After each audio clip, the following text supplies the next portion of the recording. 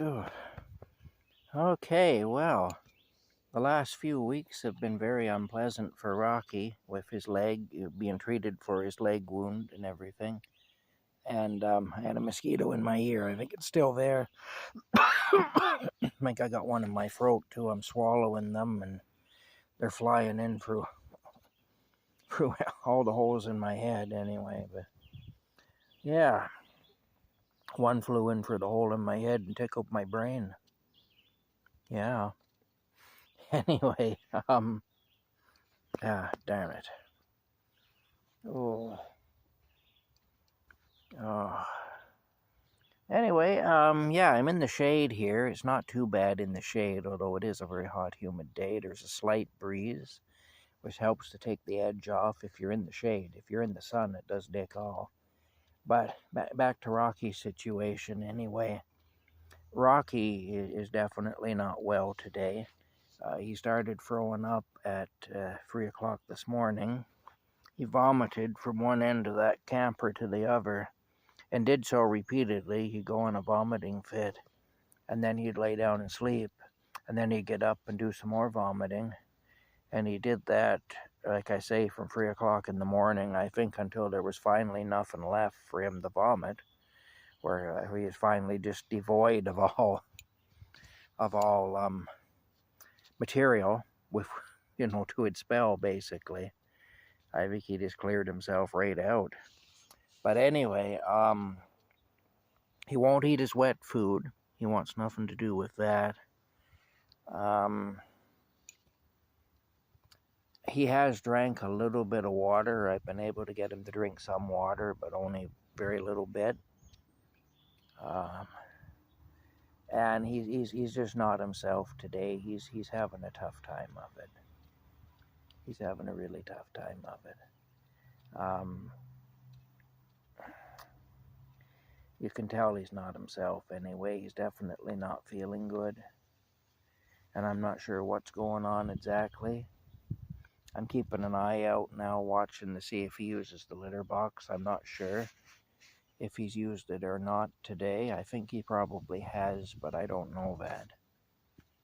And I'm also hoping that he'll eat or drink or something, because he's got me a bit worried.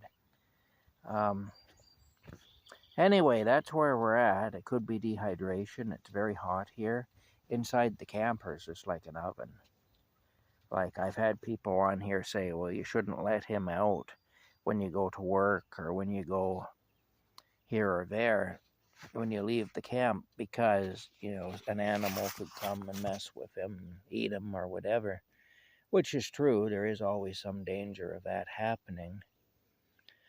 And I think that at one point when I was away, a hawk did try to get him, because I saw the marks on his hips where the claws had dug in. So I do think that a hawk did try to get him. But the thing is, if I left him in there, he'd die for sure, because it's like an oven. It's so hot in there that I can't stand to be in there. And if I can't stand to be in there, then I know he can't stand to be in there either. So that's why I leave the door open, so that he's free to come and go. Because that is his home after all, too. Bugs. I'm crawling with bugs. It's just awful.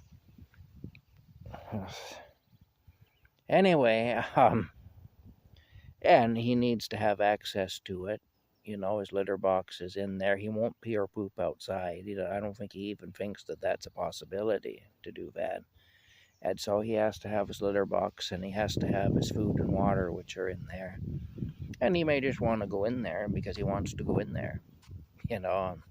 That's his choice if he chooses to do that.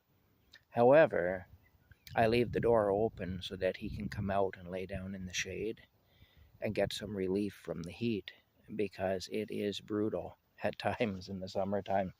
Canada is a land of extremes. It seems everything we do to extremes, and that includes weather. Like right now, socially, Canada is a really stupid society. And I mean, it's stupid in the extreme. the stuff that goes on here and the stuff that the public supports and wants and everything, it's unbelievably stupid. And this is the majority, not every single person, but a lot. Just total stupidity. You know, there's times I feel like I'm living in an insane asylum, really, living here, you know, because it's just that bad. But then, and we do the same with weather, though. Not that we have a choice with the weather, although we have, I think our government probably can mess with the weather, just like other governments do. But even before that ability existed, we always had extreme weather. It gets stinking hot in the summertime, and it gets bitterly cold in the winter. We can have, like, you know, plus 30, plus 35, plus even plus 40 degrees Celsius in the summer, although it's rare we get up to 40. Usually we're up around 30, you know, in the summer with heavy humidity, which makes it feel a lot hotter.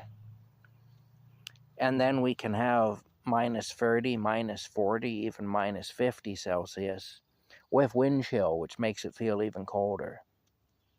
So, you know, in the wintertime. And so that's what we do. We go to extremes, you know. There is no happy medium here. We're either roasting or we're freezing. There isn't a lot of in between. We have a couple of seasons in the spring and then the fall. We have where the temperature is kind of moderated. But for the most part, we're either roasting or freezing. Mostly freezing. We have a lot more months of freezing than we do of roasting. Personally, I prefer roasting over freezing. But regardless, it's still pretty tough. Anyway, in that camper, if it's hot outside, it gets even hotter in there because it's just a big aluminum box. So you can imagine how hot it gets, you know, in there. And so, you know, really, it would be, if I locked him in there for a day, it would be, on a day like today, it'd be a death sentence. That's what it would be. I'd be coming home to a dead cat. As it stands, I don't know what's going to happen with him right now. He's not doing very well at the moment. I'm hoping that this is just a temporary thing. You know, I mean, we all get sick sometimes. We get a touch of the flu or whatever. And I'm hoping that's all this is. But I don't know. You know, I really don't know. Anyway, that's about it. I don't know what else to tell you. Hopefully he'll get better.